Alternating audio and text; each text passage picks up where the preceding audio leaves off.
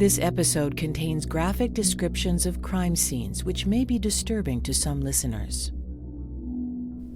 Today we're bringing you a story that sounds like it's straight out of a spy novel. We're diving deep into an investigation filled with intrigue, deception, and a strange cast of characters.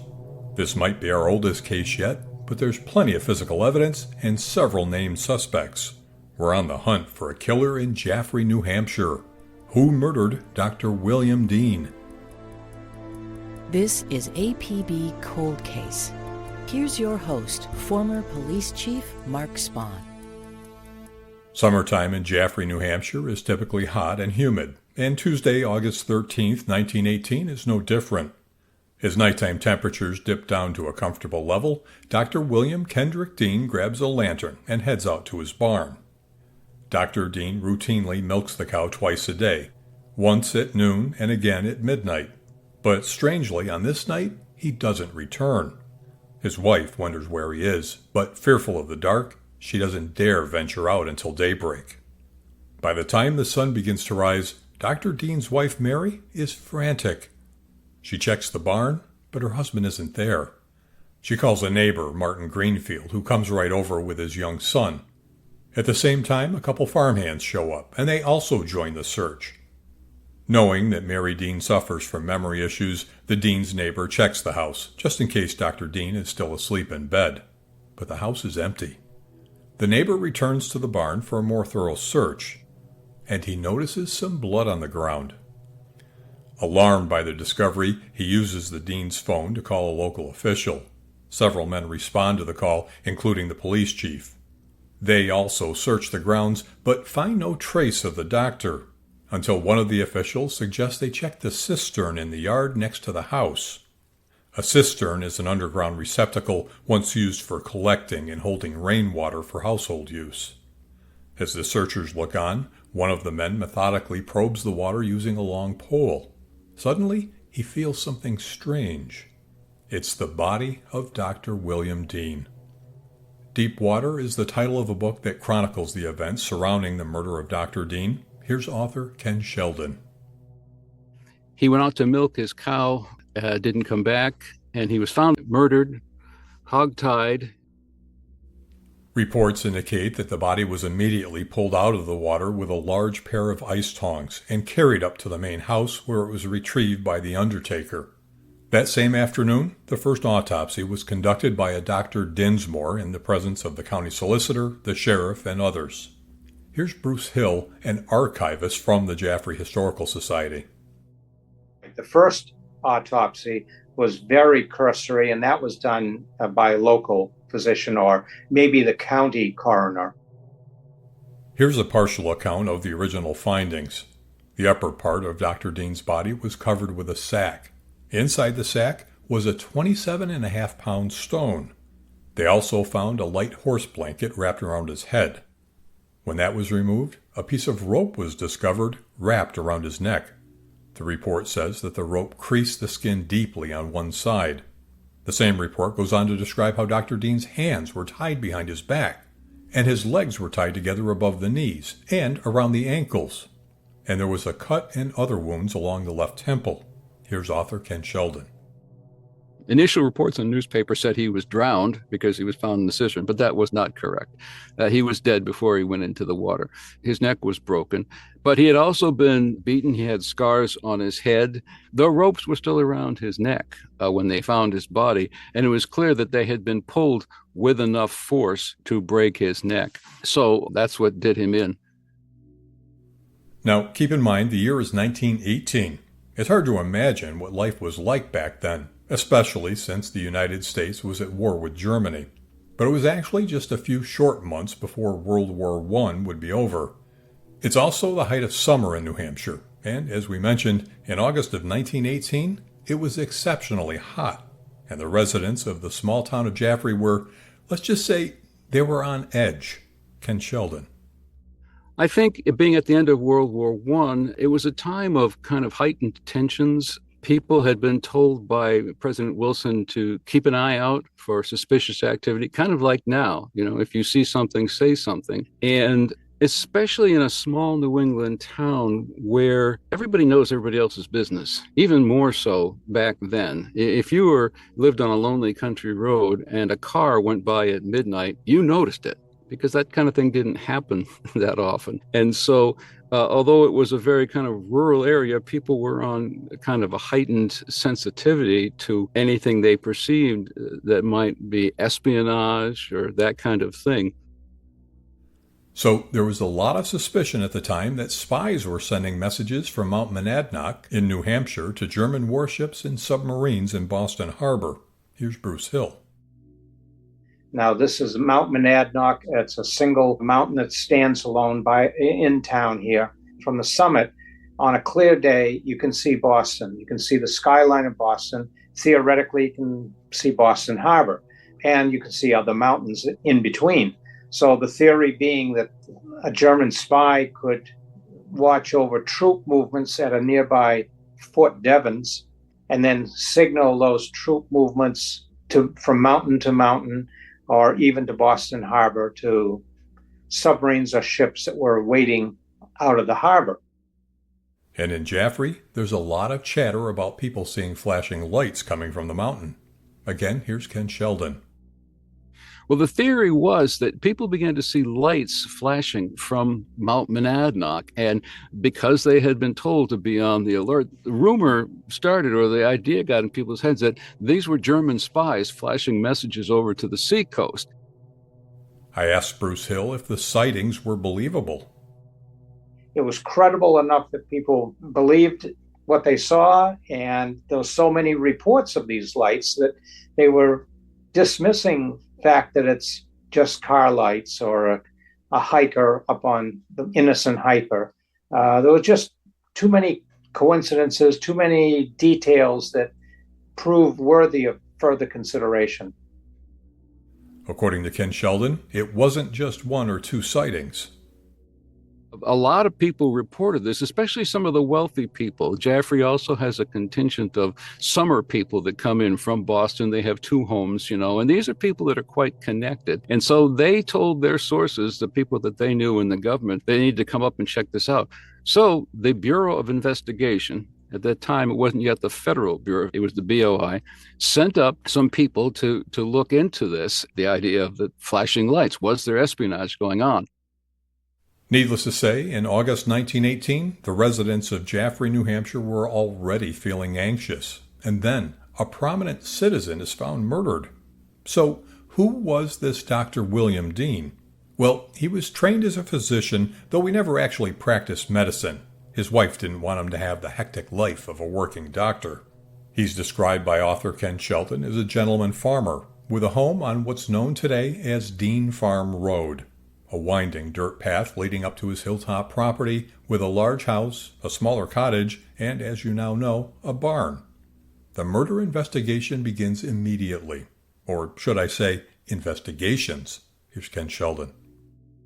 Well, the primary investigator for the case was the county solicitor for Cheshire County. And the county solicitor was, in effect, the district attorney of the time. A young guy named Roy Picard, hadn't been on the job that long, had already developed a reputation for being tough on crime. He brought in a Pinkerton agency detective.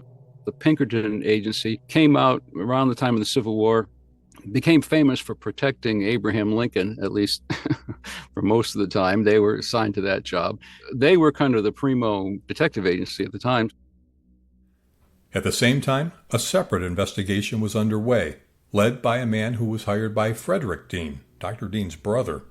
This investigator was a peculiar man from New York City. During that era, he may have been referred to as a sleuth. The victim's brother, William Dean's brother, Frederick Dean, had made an acquaintance in New York of a guy named William de Curler. De Curler is a fascinating character. He was kind of a showman. He pitched himself as being a psychic detective. He had a history that went back to public speaking, but he was in New York at this point, pitching himself as a journalist and a quote-unquote psychic detective. And so Mr. Dean's brother knew him and invited him to come to Jaffrey and look into the case, and he did. And he managed to infuriate some people there because he was kind of a bull in a china shop. And he asked a lot of questions that other people weren't asking, which annoyed some people. And also because, again, this is New Hampshire filled with reticent country people, not used to having their doors banged on at midnight with somebody with a bunch of questions about a murder that they were already hesitant to talk about. Dr. Dean's brother not only brought in his own investigator, but he also demanded a second autopsy. We'll talk more about that in a minute. Author Ken Sheldon said there were several witnesses interviewed during the intensive investigation.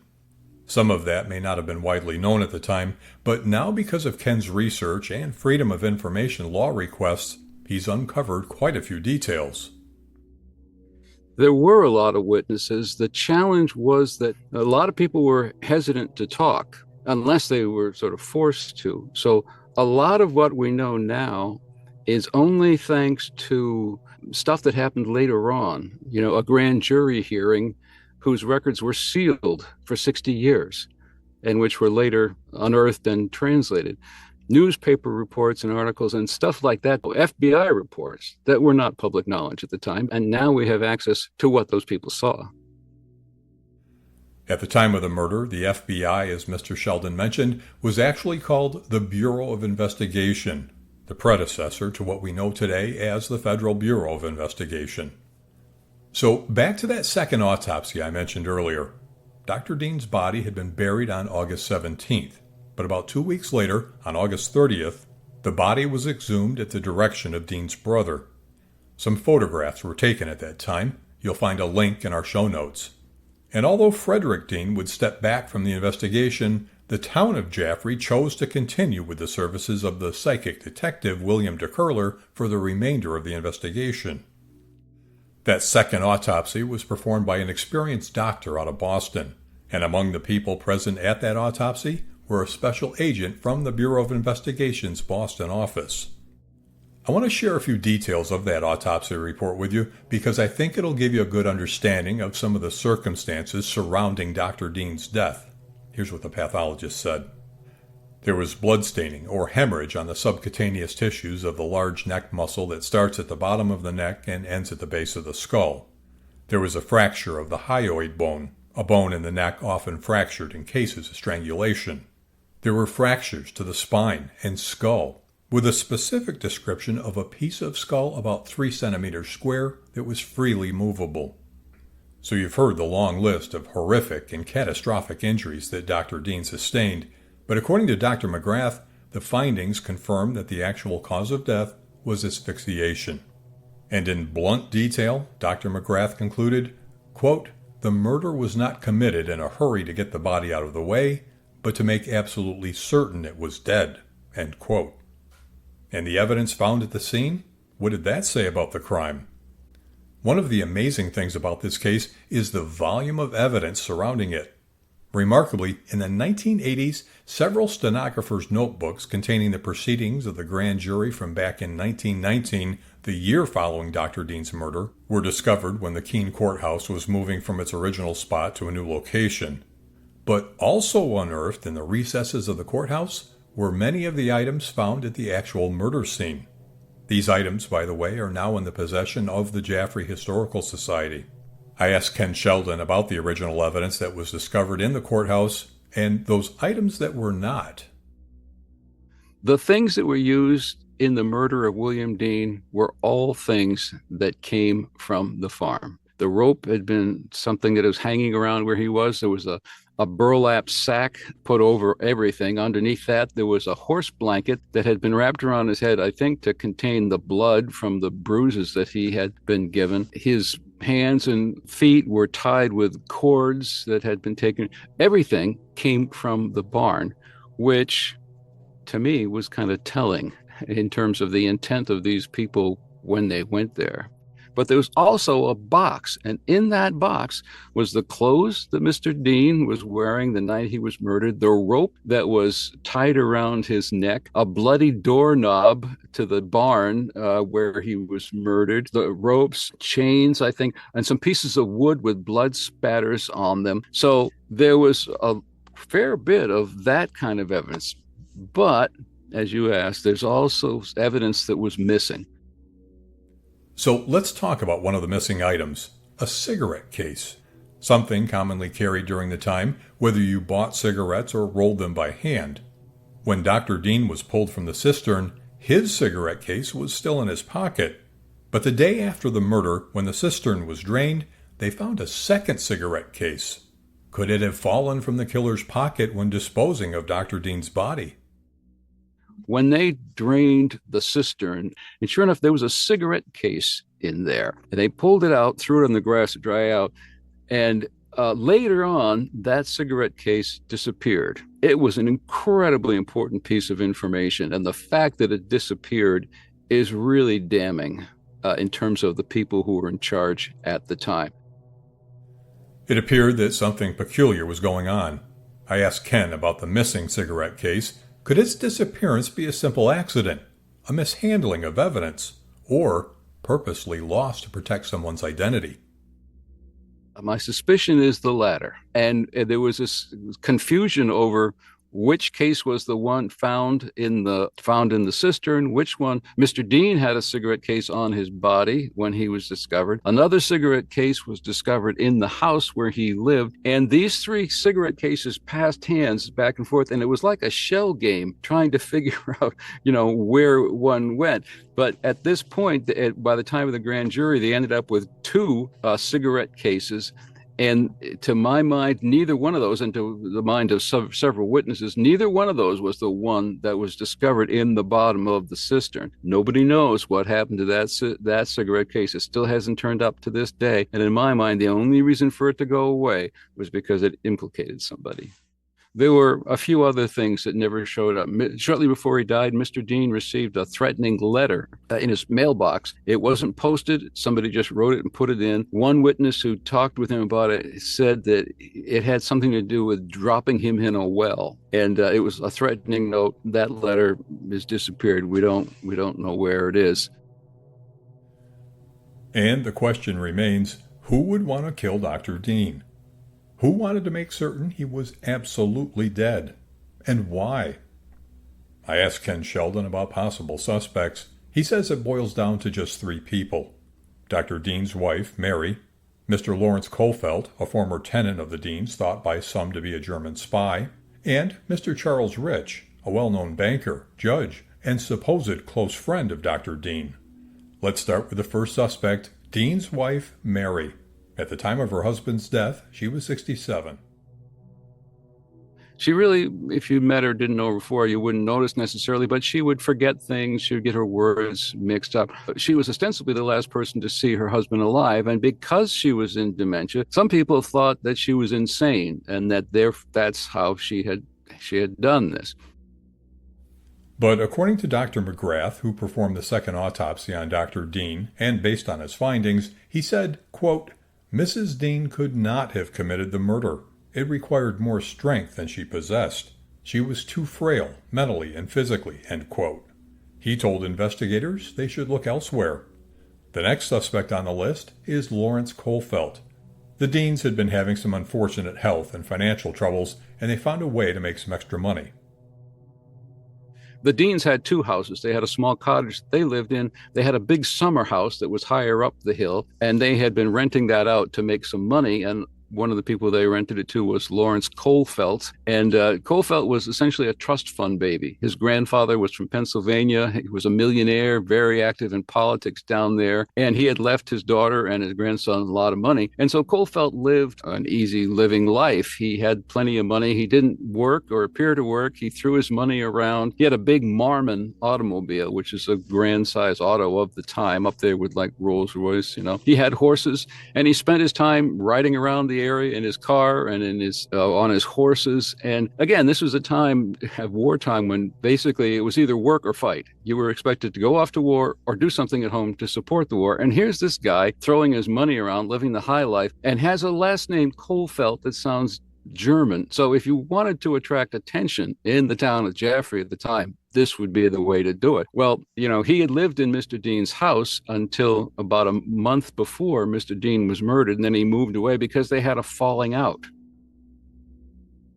Next on the list of suspects was Charles Rich, manager of the Monadnock Bank in Jaffrey. And Rich was a very powerful, politically connected guy. He was a judge in town. He was the Grand Master of the local Masonic Lodge.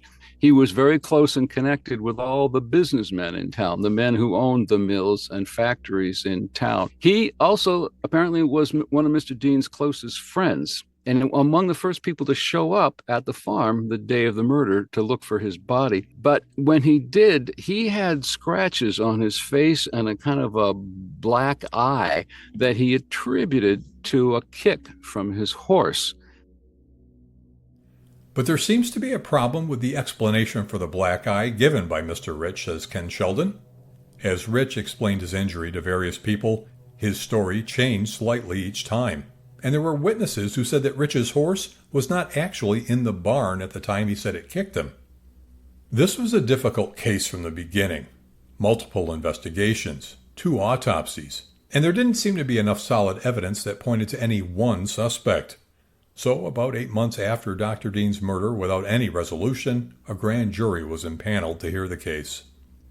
Many in the community did not believe that Mary Dean could have been involved in her husband's death, given her physical and mental capacity.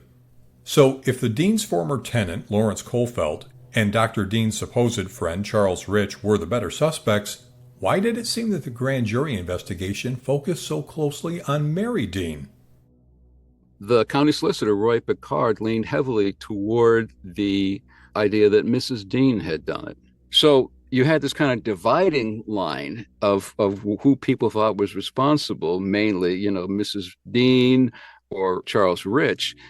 And that dividing line separated the town of Jaffrey for decades. There were people who, even to the point when I was a younger person in high school and college, people would not talk about it because they were afraid, at the time they were afraid that whatever happened to Mr. Dean would happen to them if they talked. And 2, if they worked in the mills and factories and they said what they really thought, they were afraid for their jobs. So that's kind of the way it broke down in terms of suspects.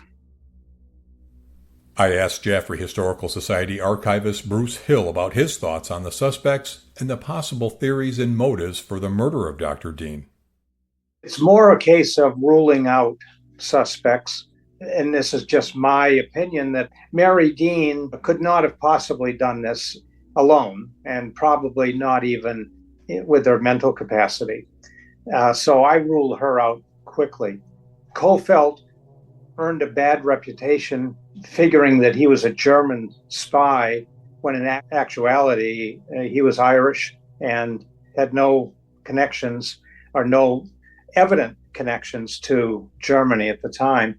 A strange character, lived an unusual life, certainly was suspect because of those conditions. But I think Mr. Rich was complicit in some regard. Now, my grandparents, I think I point blank asked them, and they were in their 30s at the time this event happened. So they were well aware of what it was. And I can remember their words saying, using the word Colfelt, sort of disdainfully, but they also said Mr. Rich. He had some bad mannerisms as well. And certainly his black eye was a condition that couldn't be ignored. Could he have done it alone? I doubt any one person could have done this alone. With all that happened to Mr. Dean, it seemed to be more likely that it involved several people. And the fourth theory, of course, was there was a gang of hoodlums and it might have been accidental. Of course, in the very beginning, it was thought that Mr. Dean committed suicide. But as one of the townspeople so eloquently put, he'd have to be pretty smart, that Mr. Dean, to knock himself over the head, strangle himself, tie himself up, and wrap himself in the blanket and put himself down the cistern and close the cover afterwards. Did someone have a motive to silence Dr. Dean because of the information he knew? The day before he was killed, Dr. Dean told Jaffrey resident Aria Morrison, who was traveling to Boston the next day, that he had important information to reveal to the government. He didn't provide specifics, and he wasn't going to use a telephone to relay sensitive information. What did he want to reveal? Did it have something to do with his tenant, Mr. Colfelt? Or perhaps the mysterious lights appearing around Mount Monadnock. Bruce Hill told us about that conversation. Tell them that I have some very important information and to come and see me immediately. And she said, well, why don't you just tell me what it is and I will relay that. And he said, it's much too dangerous for a woman to know. And so he wouldn't tell her what it was, but that was the night before he was murdered. This intriguing clue led nowhere. Ken Sheldon and I spoke about the physical evidence in the Dean case, the ropes, the bloody doorknob, the burlap bag, and the horse blanket. DNA science was unheard of at the time and was almost 70 years away. But in recent years, advances in DNA technology have opened the door to examine evidence that was previously unidentifiable. But for this case, there may be some obstacles. The sad thing is they have this evidence, but it's useless at this point. The bloody doorknob, they used to take it around to schools to show kids, and they would pass it from person to person. There's no way to get a clean sample at this point from those things. If there was even a remote possibility of getting DNA from any of the original evidence, how would the DNA profile be compared to first eliminate Dr. Dean himself, and then the suspects? There will never be a prosecution in this case, so we can't expect any exhumations. But today we have genetic genealogy, which can examine DNA profiles of family members, descendants, for example, to help determine whether a suspect profile is included or excluded. Therein lies a challenge. The Deans, Mr. and Mrs. Dean, were cousins. They actually grew up together. He was raised by his uncle. So they had decided because they were cousins, they chose not to have children. And also, Charles Rich and his wife Lana did not have children. Lawrence Colfelt, he had a stepdaughter, but she was not directly descended from him. And as far as I've been able to determine, he had no other descendants. So we're kind of stuck. Dr. William Dean was initially buried in Jaffrey, but only for a short time. His body would be moved to Rochester for final burial. The investigation into this murder is deep and complex. Ken Sheldon spent years researching grand jury testimony, FBI documents, newspapers, and historical archives. Imagine you've been given a 1,000-piece jigsaw puzzle, but you haven't been given the box with the picture on top, so you don't really know what the picture is that you're putting together. You're not sure you got all the pieces, and it may be that some of the pieces that you have don't go to this puzzle. That's what it was like trying to, figure out the Dean murder. Bruce Hill talked about the historical significance of this case. There's so many new people in town that are not second, third generation here that have no idea that this even happened, but yet they have this historical curiosity. So once it becomes like we celebrated the anniversary of it in 2018, then it comes to light and people are interested and curious about how this happened and what are the details. It's gone from dividing the community to being a historical curiosity, I would say. For all of the research that Ken Sheldon's done, and with his intimate knowledge of the Dean case, I had to ask him who he thinks did it. Well, I always get asked that question. In fact, when I was writing and researching the book and I'd go around Jaffrey, I'd talk to people and they would inevitably lean in and say, who did it? And my answer is that it's still an unsolved mystery. I spoke with Dave Fletcher, a current resident of Jaffrey. So I live on Dean Farm Road and live kitty corner across the street from where this farm was. So I was talking to somebody, I think at the local hardware store, and mentioned I lived on Dean Farm Road. They go, oh, did you know about the murder? Thinking initially something recent. No, I didn't. And they went into telling me the brief story about back in the early 1900s, that the town, one of the physicians in town, and the murder. I think it's just going to be one of those things that's never going to be solved. It's always going to be a mystery. I asked Ken Sheldon what motivated him to keep this story alive. This needs to be done partly out of trying to get some justice for Mr. Dean. that he was a good man. He was a patriotic man. Everybody loved him, and a great injustice was done to him. And I thought, the fact that it happened 100 years ago doesn't matter. And if I can bring some clarity and justice to this case at this point, then it's worth doing. All of the subjects involved in the original murder investigation of Dr. William Dean have since passed, but it's a cold case that still draws a lot of gossip and speculation. And in spite of all the photographs, evidence, and testimony that still exist, there will probably never be one single convincing answer to the question, who killed Dr. William Dean?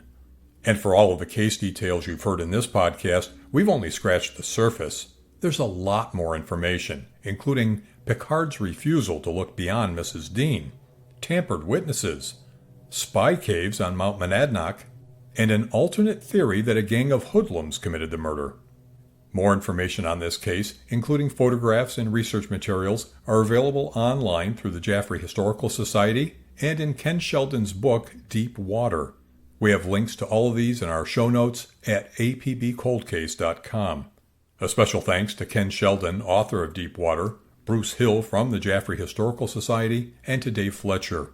Be sure to share the link to this episode and follow us on social media. Thanks for listening to APB Cold Case. Tell us about your cold case at apbcoldcase@spawngroup.com. APB Cold Case is an original Spawn Group production.